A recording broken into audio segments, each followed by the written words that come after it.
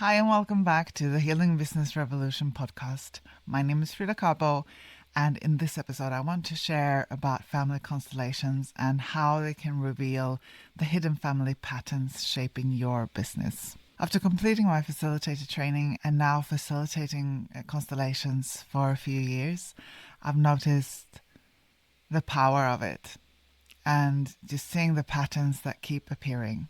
Whether someone comes because they're struggling with money, visibility, confidence, pricing, burnout, or grow their business, very often the challenge isn't the business itself. Sometimes the business is simply revealing something much older.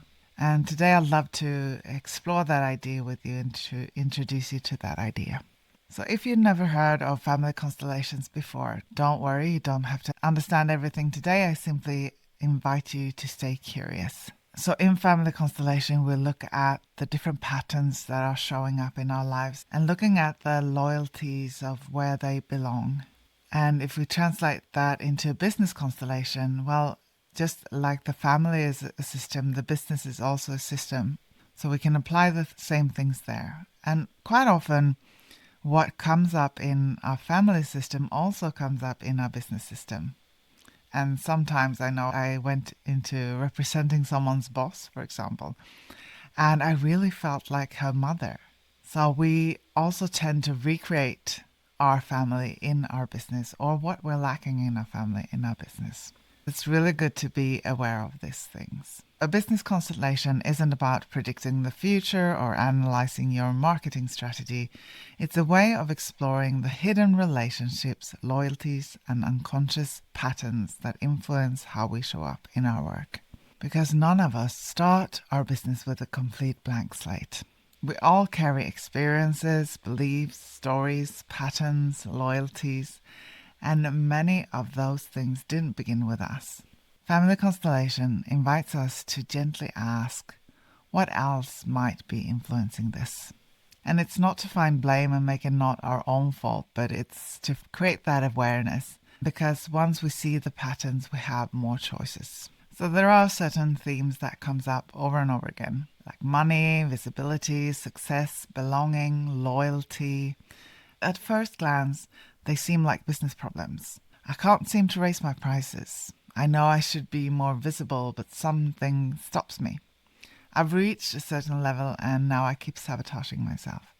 I work constantly but never quite feel safe.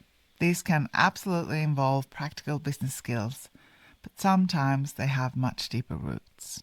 So imagine two children growing up in the same family.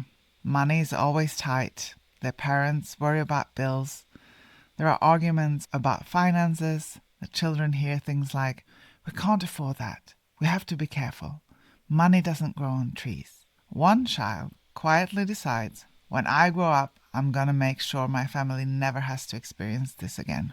They become ambitious, hardworking, successful. Building wealth becomes a way of creating safety. And the other child experiences the same home, but reaches a completely different conclusion. Money creates stress. Money changes people. I'd rather have less than lose my connection with the people I love. So as an adult, they may undercharge, avoid growth, or unconsciously step away whenever more success begins to arrive. Same family, same experiences, two completely different relationships with money. And neither response is right or wrong. There's simply different ways of trying to create safety and belonging. And the same can happen with visibility. Perhaps somewhere in your family history it wasn't safe to stand out. Perhaps being seen meant criticism or exclusion or danger. Your nervous system may still carry that wisdom today. So every time you go to post on social media, record a podcast, launch an offer, speak on stage, a part of you quietly says, maybe it's safer if we stay invisible. Not because you're lazy, not because you lack confidence, because another part of you is trying to protect you.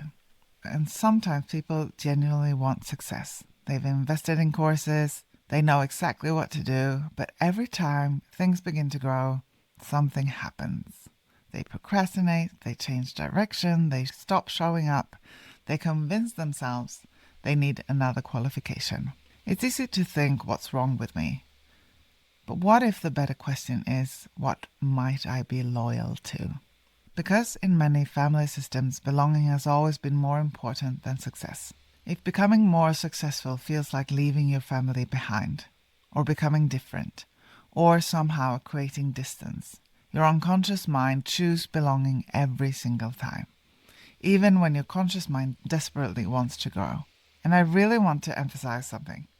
Family constellations are never about blaming our parents or blaming our ancestors. They were shaped by the system they belonged to as well. Most parents did the very best they could with what they had.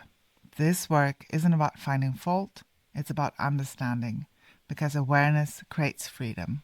And one of the beautiful things about constellation work is that it's not only about uncovering what's difficult, not only about focusing on fixing or what's the trauma. It's also about reconnecting with what supports us. Perhaps your grandmother carried extraordinary resilience. Perhaps your grandfather had incredible creativity. Perhaps generations before you survived things you can't even imagine. Those strengths lives in your family story too. Constellations help us reconnect with those resources, not only the burdens. One thing I hear is my parents weren't entrepreneurs. I don't have anyone in my family having their own business. But looking back on all your ancestors, you probably had some. And we can really tap into that resource. And maybe there was something happened there that you need to be aware of as well, so it doesn't hold you back. For example, my great-grandfather, he was an entrepreneur and an inventor, and he and his dad and his brothers started this business and became very successful, and it's actually still alive today. But there was something happening with the brothers and they fell out. So I can really tap into that entrepreneurial side of my great-grandfather and also become aware of the patterns that might hold me back there. And just imagine all the ancestors that stand behind you, all the resilience, the tenacity, the struggles, but also the successes and the love that is there. If they hadn't made it, if they wouldn't have been there, you wouldn't have been here doing what you do now. So feel that support behind you and know that it's there. So I'd love to leave you with a simpler reflection. What patterns keep repeating in your life? Not only in your business, but in your relationships, your work, your finances, your confidence. What keeps showing up, even when you genuinely want something different? And instead of asking what's wrong with me, try asking what might this pattern be trying to protect?